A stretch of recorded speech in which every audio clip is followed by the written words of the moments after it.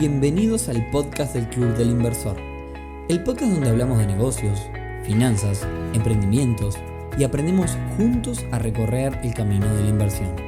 Bueno, bienvenidos a un nuevo episodio del podcast del Club del Inversor.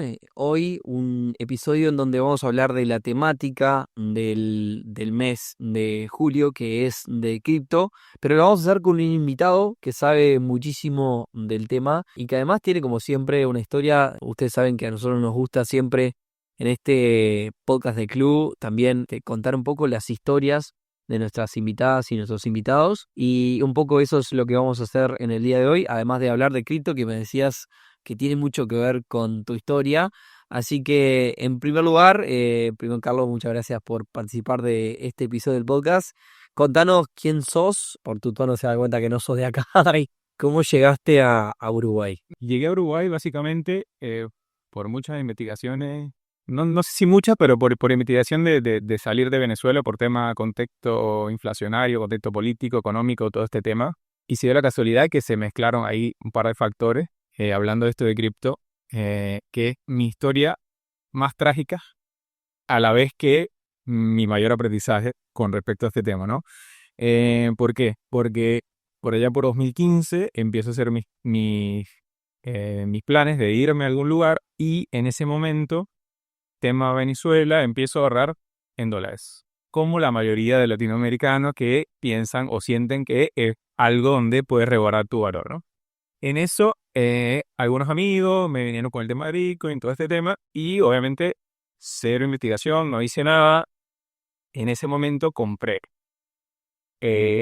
o mejor dicho, ahorré dinero en Bitcoin, que en ese momento, cuando yo estaba cotizado a $500, un Bitcoin, y ahorré $250, medio Bitcoin, ¿no? Eso fue cuando estabas en Venezuela. 2015. De ahí, bueno, se dieron cosas en el precio, yo no le presté atención, la verdad es que no le presté atención, no seguí el tema en ese momento de lleno, ¿no? Lo seguía más como un tema empírico, como algo de, bueno, a ver qué pasa, cuánto dinero me da de vuelta, lo que sea, ¿no? Yo estaba centrado en ahorrar dólares. Tenías medio Bitcoin. En ese momento tenía medio Bitcoin, sí, por $250. De hecho, todavía tengo las transacciones que hice con eso, sé lo que hice con eso, está registrado, tengo el hash de la transacción.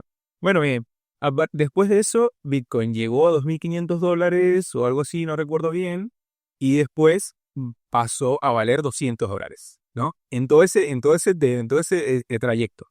Cuando me vengo a Uruguay, esos $250 en 2015 representaban en 2017, a inicio de 2017, alrededor de $5.000, más o menos. Por ahí estaba un poco más arriba, no recuerdo exactamente, pero es más o menos algo así.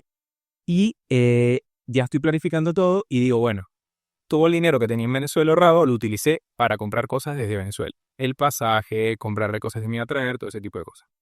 Y Con ese medio Bitcoin. no, con el dinero que tenía ahorrado en dólares. Y entonces ahí entré en la disyuntiva de qué hago. Vendo el Bitcoin y me quedo con la plata y me traigo el efectivo escondido, era menos de $10.000, o me voy con menos efectivo y me traigo el Bitcoin. Ahí entré en la disyuntiva. Bueno, al final, como quien dice, opté por lo seguro y lo cambié por dólares. En su momento, cuando me decidí finalmente a cambiarlo, obtuve poco más de $5.000, que me los traje a Uruguay. Ahí un paréntesis, obviamente que todo el mundo debe pensar que es algo obvio, pero ¿qué te motivó a migrar de Venezuela? Porque no todos los venezolanos se han ido, aunque muchos. ¿Cómo decidiste, por qué decidiste Uruguay? O sea, quiero ir un paso más atrás, de por qué elegir Uruguay, porque creo que es la primera vez que tenemos un migrante, en realidad creo, en el podcast, y quería contar esta historia. Yo sé que este podcast es de inversiones, pero al final del día, los negocios y las inversiones de atrás tienen historias. De alguna forma, en Tu Voz representamos un montón de hoy que están en nuestra sociedad y que estamos contentos de poder ser un pueblo cosmopolita, por así llamarlo. Nosotros agradecidos de que nos reciban así. Principalmente el tema que me motivó fue tema económico. En Venezuela, por ponerte una idea, que a día de hoy desconozco mucho la situación, pero en ese momento yo trabajaba más de 12 horas por día como ingeniero, todavía no tenía mucha experiencia, pero mi remuneración a final del mes no era acorde a lo que trabajaba, ni mucho menos, ¿no? Y te estoy hablando más allá del grueso de lo que ganaba en monto, lo que podía yo adquirir con ese dinero. Y básicamente veía cómo se me iba fumando. Por ponerte un ejemplo básico, cuando yo comencé a trabajar en 2011, mi salario era 20% más sin tener experiencia, recién graduado, que 2 años más tarde, cuando empecé a trabajar ya con 2 años de experiencia y un cargo un poco más elevado. 20%. Y luego, de ahí, en ese momento, a partir de esos 2 años, mi salario se evaluaba con respecto a los bienes que podía comprar a un ritmo descomunal, por lo menos 20 o 30% al año, que ahora me parece poco cuando vemos lo que está sucediendo, pero en ese momento era muchísimo.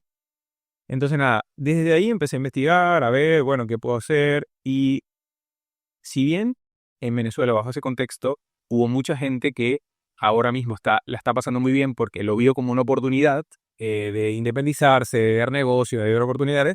Bueno, vimos otros que bajo la doctrina del estudio y del trabajo, nos surgió la idea de irnos. Y en este caso yo, Uruguay, lo elijo por 3 razones.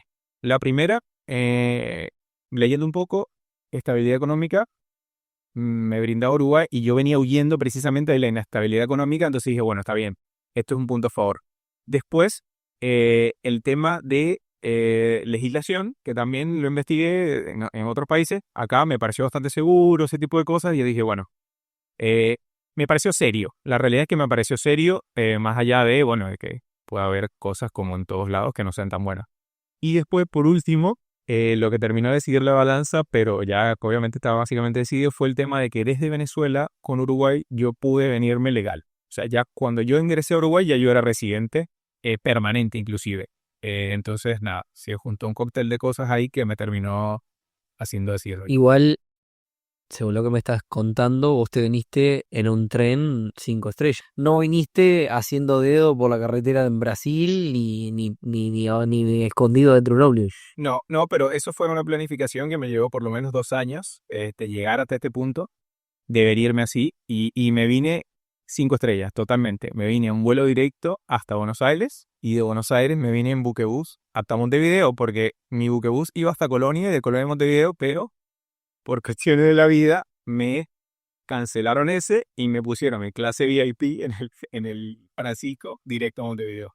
Todo lo que tiene el migrante de problema, no lo sufriste. Igualmente, llegás acá, vos llegaste, me decís, como residente y como ingeniero en informática. No, en Ah, bueno, como ingeniero en el mundo de la electricidad, comenzaste a trabajar acá, ¿cómo fue ahí? fue fuerte. Al principio yo vine con la mentalidad de trabajar de cualquier cosa. De hecho, me creé 3 currículum diferentes, que de totalmente distintos uno del otro. Y mi primer trabajo, recuerdo que lo conseguí a la semana de haber llegado, bajo la lluvia, en una empresa de paneles solares. No fue muy buena la experiencia, pero duré literalmente 3 días, porque al día que conseguí ese trabajo, ese mismo día a la noche tuve una entrevista para donde estoy trabajando ahora mismo, que desde que llegué básicamente estoy trabajando. Ah, pero te fue 5 estrellas en todos los ámbitos. Tuviste más estabilidad que todos los uruguayos. Sí, bueno, fue suerte, la verdad.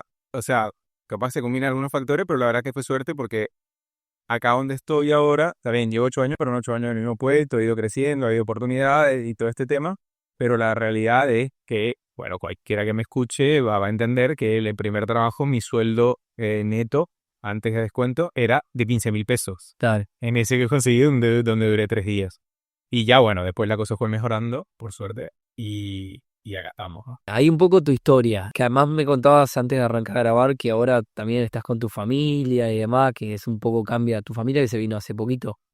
Sí, hace un par de años, Entonces también eso le empieza a cambiar un poco la ecuación de la vida, estábamos charlando antes de arrancar a grabar. Más allá de eso, volvamos ahora a lo que nos trae este episodio. Tenías aquel medio Bitcoin por curiosidad, entraste de curioso. Sí, sí. ¿Qué pasó con ese medio Bitcoin? ¿Qué hiciste? No, ahí quedó. Eso, al final, entre idas y vueltas, como te digo, al final terminé obteniendo $5.000 que eh, se fueron diluyendo. El medio líquido se fue diluyendo de por sí, y se fue diluyendo en qué cosas.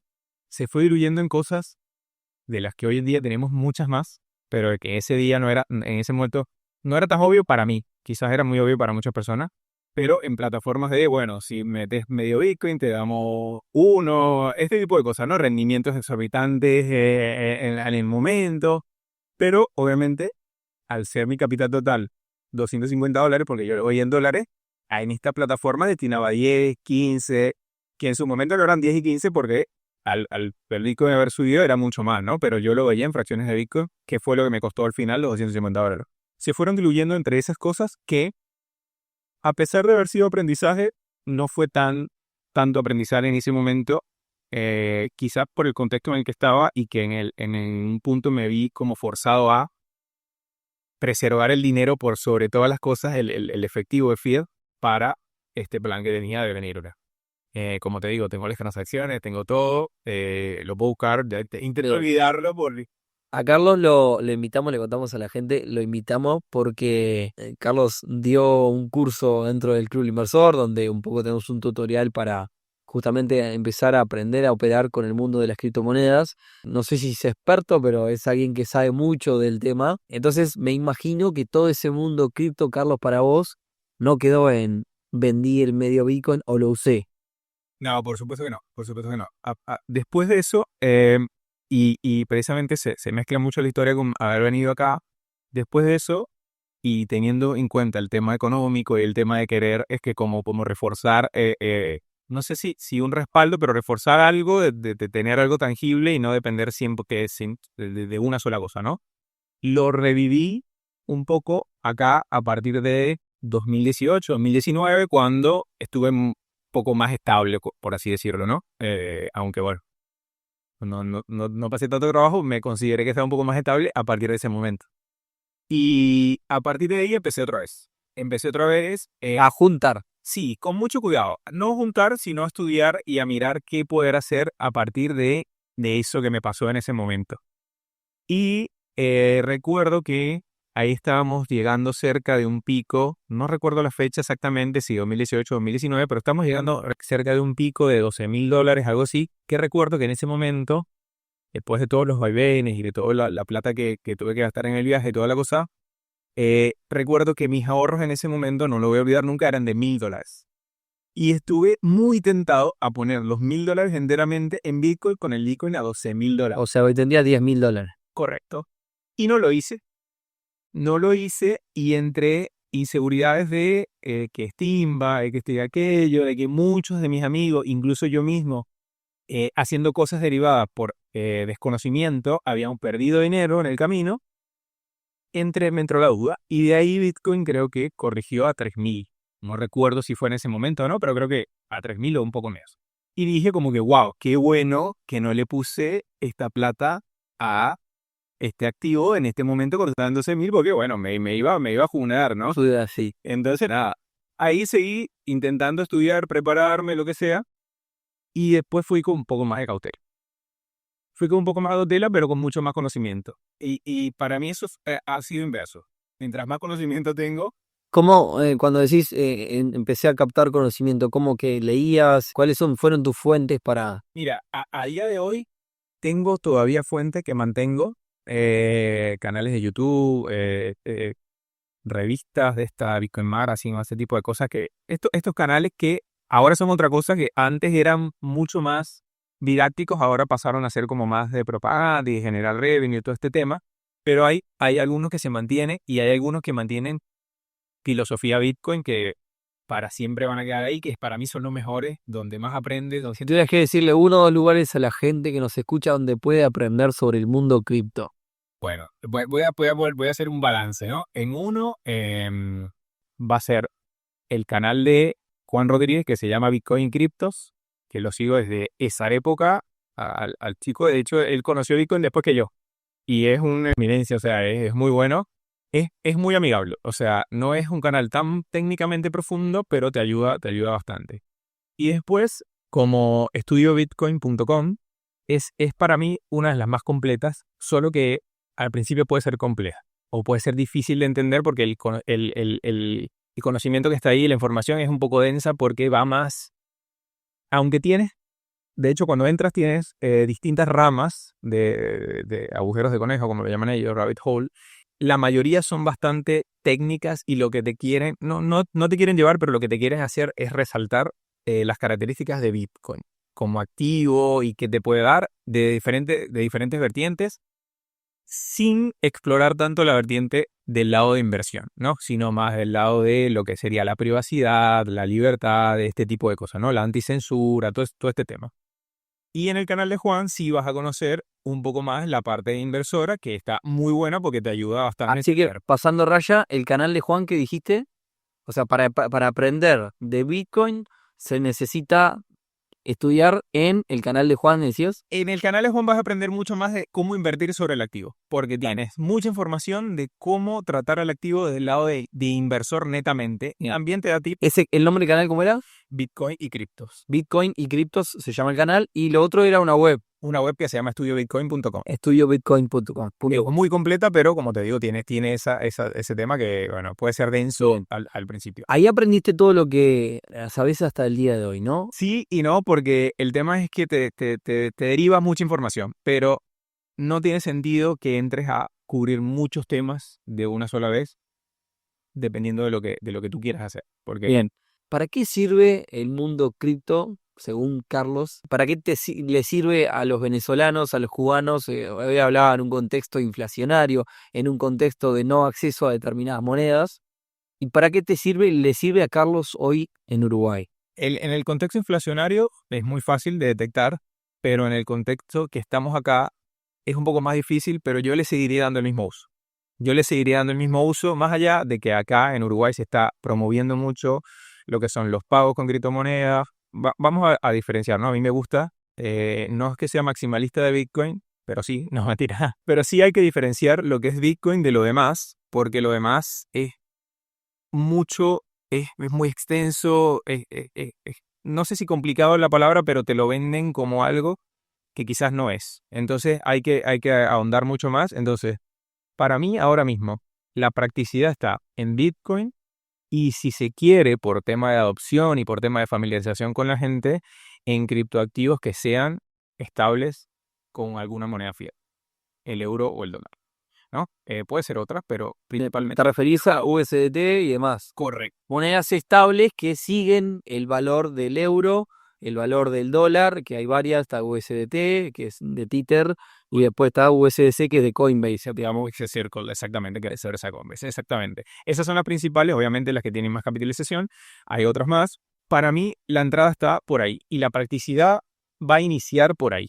Bitcoin, ¿por qué? Porque, bueno, no, aunque no se ha consolidado como reserva de valor, al tú ver ahora mismo que hay empresas, por ejemplo, ahora mismo existen más de 43 empresas o 34, no recuerdo exactamente el número, pero son más de 30 con más de 1000 Bitcoin en sus tenencias. Y son empresas públicas que cotizan en bolsa, empresas que cotizan en bolsa de Japón, en bolsa de China, en bolsa de Estados Unidos, que tienen que decirle a sus clientes, estoy comprando este activo. Y más allá de los clientes verse como adversos a esta decisión, no, la están apoyando. De hecho, hay muchas empresas ahora mismo que están adoptando la misma dinámica de MicroStrategy, que es adquirir deuda, emitir acciones para adquirir capital y comprar Bitcoin. Eso no sabemos cómo va a terminar, pero bueno, lo que quiero ir con este punto es que si ya este tipo de entidades están tomando a Bitcoin como una inversión, creo que nosotros tendríamos que mirar eso, mirar por qué está pasando. Ahí se abrió otra oportunidad que es uno de los motivos por los cuales Bitcoin pegó un salto hace poquito, que tiene que ver con la inserción en el mundo cripto y el mundo Bitcoin de los capitales corporativos a través del ETF. Básicamente se abrió un instrumento que es una bolsa a través del mundo bursátil en criptomonedas, sin tener la criptomoneda efectivamente en el activo, ¿no? No sé si es una forma así. Sí, lo puedes tener, la puedes tener inclusive. Pero bueno, a través del ETF, que es un instrumento financiero, básicamente las empresas pueden invertir en el mundo cripto, ¿no? Que muchas veces, por determinadas políticas financieras que tiene la empresa o determinadas regulaciones a las que se tienen que atar, no pueden comprar directamente Bitcoin ellos. Entonces, como no se les permite comprar Bitcoin ellos, el ETF, es decir, invertir en Bitcoin a través de la bolsa, fue una forma en la que pueden llegar al mundo cripto sin tener los problemas de regulaciones y de política. eso hizo que las empresas empiecen a meterse en este juego y yo no sé tanto, pero dice que se le atribuye esta subida a la inserción de todas estas empresas. Ahora, Carlos, ¿qué opinás de cómo vos te manejás con el mundo cripto? Si sos una persona que compra cuando o sea, especula la subida, la bajada, además, o sos de las personas, filosofía de Bitcoin, como decías vos, que piensa que es un sistema más que una especulación. Sí, bueno, tengo las dos partes.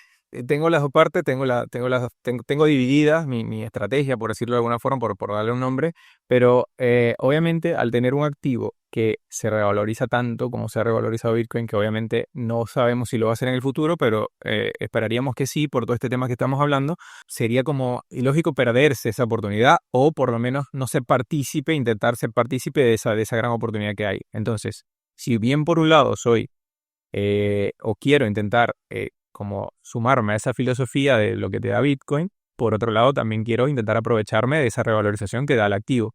Entonces nada, básicamente puedes seguir dos estrategias o más, pero dos donde una sea, por ejemplo, acumular una cantidad de Bitcoin que sea intocable, que recuerden que la gente no se debe asustar por los montos. O sea, no se asusten porque miren lo que estoy diciendo desde hace rato. Antes era 0,5 Bitcoin, que ahora es muchísimo dinero en dólares, pero que en su momento no lo era y a lo mejor ahora puede parecer muchísimo comprar, no sé, 0,005 Bitcoin o 0,05 Bitcoin, que a lo mejor en su momento va a ser en dinero fiat, va a ser mucho más. Entonces, por eso no se asusten. Eso es un inciso que si ustedes quieren o si las personas quieren, no sé, $10 por mes, que no lo vean como algo poco. Después, si quieren mejorar eso, habría que estudiar un poquito y mirar un poquito lo que es la ciclicidad del activo y ahí puedes tomar mejores decisiones con respecto a cuándo comprar esos $10 por mes o por semana o por lo que sea y cuándo no, ¿no? Por ejemplo, ahora mismo estamos en un momento de subida parabólica, ¿no? Casi. Tú me preguntas, ¿recomiendas o es bueno comprar? Y para mí sí, porque yo no estoy comprando. Este podcast no hace recomendaciones de inversión, pero el invitado la puede hacer todas las que quiera. No, o sea, no es una recomendación, es que por lo general la gente se hace esa pregunta. Yo me hago esa pregunta, o sea, todos nos hacemos esa pregunta cuando queremos poner nuestro dinero en algo. Pero la verdad es que dependiendo de cómo veas la inversión y el plazo que te maneje, la respuesta puede ser sí o puede ser no. Obviamente todo va a ser, pero a lo que voy es, si lo ves como una filosofía, siempre vas a querer, yo no digo comprar, siempre vas a querer cambiar y tener y acumularlo por algo, por lo que sea, ¿no? Por lo que sea puede ser que te toque emigrar, que te toque transferir tu riqueza, que te toque resguardar tu riqueza, porque si bien mucha gente lo ve como algo especulativo, bueno, para mí los bancos es algo especulativo, por ejemplo. Y para cualquier persona que le guste o que sienta la necesidad de invertir y de poner en movimiento su dinero, este tipo de cosas les va a llamar la atención porque primero, son cosas que ofrecen mucho rendimiento y aparte son cosas que a lo mejor no tenés que dedicarle tanto tiempo como a otras cosas. Y ahí, Carlos, a la gente que está por fuera de este mundo cripto, ¿qué le dirías? ¿Le recomendarías que comience a mirarlo, que tenga una parte que no... Yo diría lo que te decía, lo que te comentaba al inicio, que es si no sabes nada del mundo cripto como en general, lo que puedes entrar a partir de las monedas estables porque al final estás transaccionando con dólares. Solo que lo estás haciendo de otra forma, ¿no? Con otras plataformas, de otra manera, las transferencias son diferentes. Dicen que en el club se vende un montón de... Bastante, sí, tienes que estar muy atento. Entonces, por ahí ya tienes una puerta de entrada que me parece a mí que va a ser o que es muy amigable para la gente porque al final, como hablábamos al principio, la gente confía mucho en el dólar, en el euro, en el peso, en la moneda que quieras. Y al ver su saldo en esa misma moneda y al poder hacer uso de ese saldo como si lo tuvieses en tu tarjeta de banco, rompe mucha barrera y ayuda precisamente a esa inserción y a ver cómo se maneja dentro de este mundo. De hecho, en Estados Unidos esta semana se somete a votación una ley precisamente para darle curso legal a las monedas estables. Eso obviamente queda aparte, pero si se logra, va a ser mucha más la cantidad de gente que va a entrar a través de esto, precisamente por eso. Y eso es lo que quieren, ¿no? Que el dólar siga siendo la moneda líder a nivel mundial, obviamente, y se están aprovechando de esta, que por ejemplo, si tengo amigos que están en Europa y que se manejan dentro de esto y se manejan como USDT. Pero ahora mismo están básicamente llorando porque el dólar se ha depreciado como, no sé si es 7% o un poco más con respecto al euro.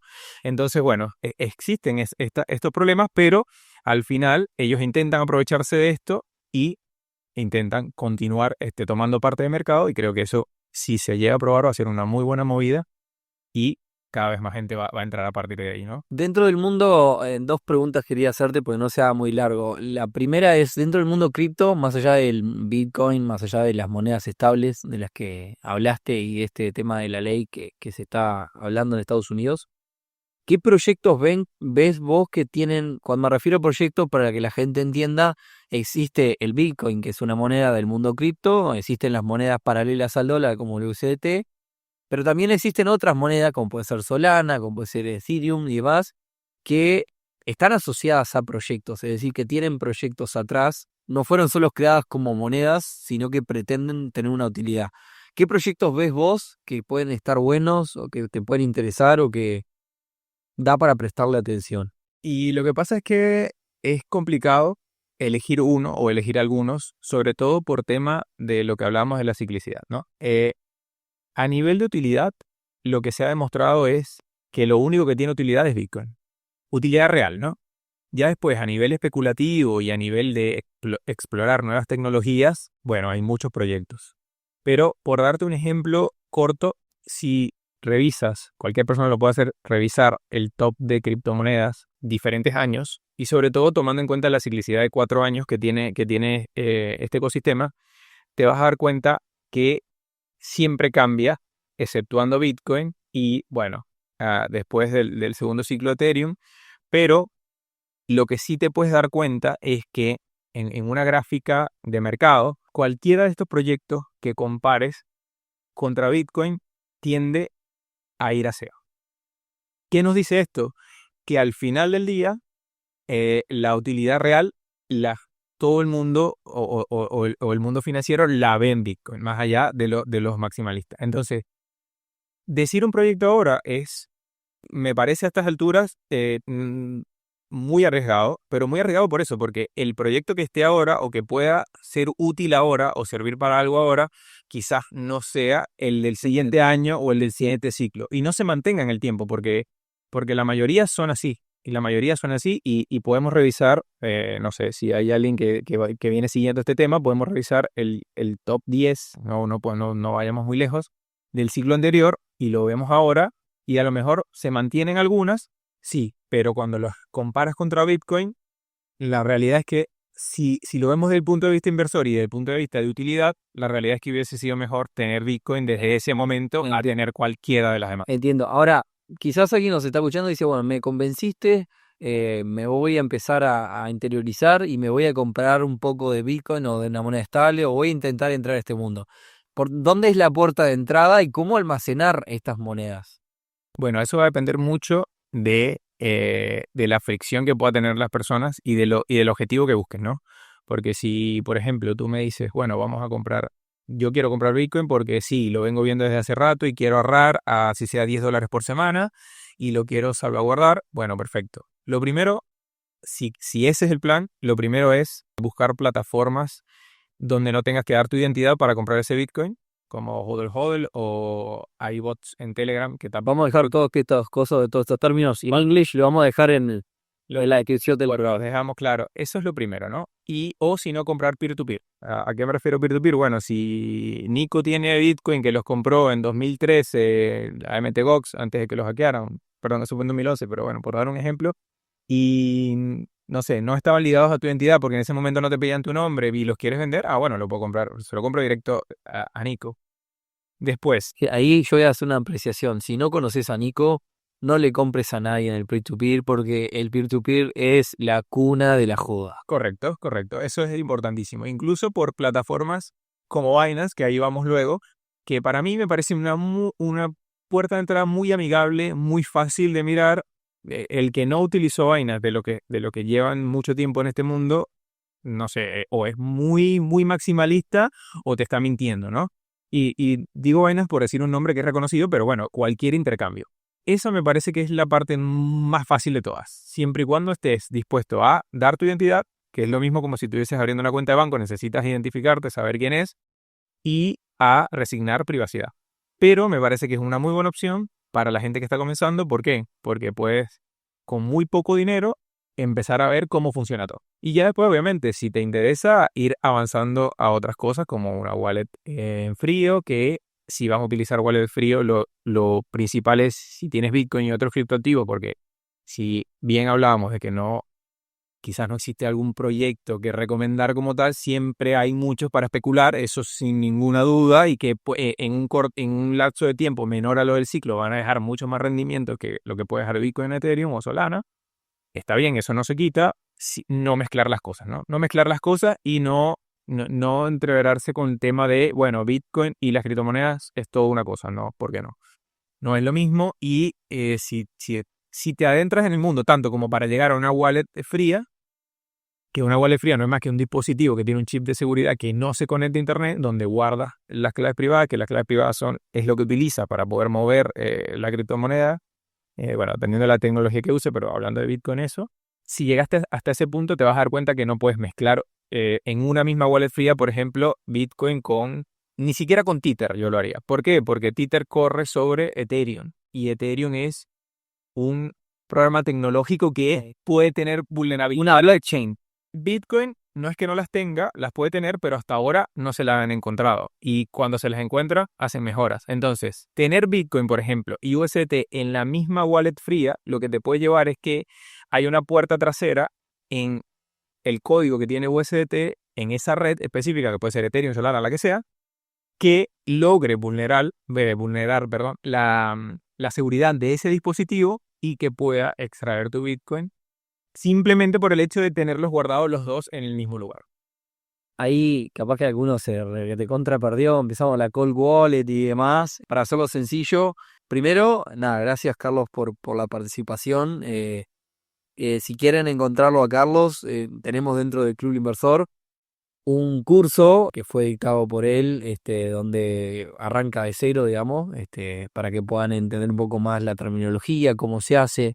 Curso con varios videos donde uno va viendo paso a paso. Eso en primer lugar. Después, Carlos, no sé si estás en algún lugar escribiendo sobre estos temas, donde la gente te puede llegar a encontrar. No crees ningún proyecto. El club. A través del club, cualquier persona del club que esté escuchando y ajena al club, si quiere entrar al club y me contacta, yo con mucho gusto, sin ningún problema, estoy dispuesto siempre a hacer información porque es algo que me gusta. Perfecto. Dicho esto, Carlos, muchísimas gracias. Gracias a todos los que nos escucharon. Perdón si alguno se fue demasiado técnico y demás, pero bueno, a veces hay que ir un poco más allá. Y nos encontramos el próximo viernes en un nuevo episodio del podcast del Club Inversor. Buen fin de semana para todos. Chau, chau.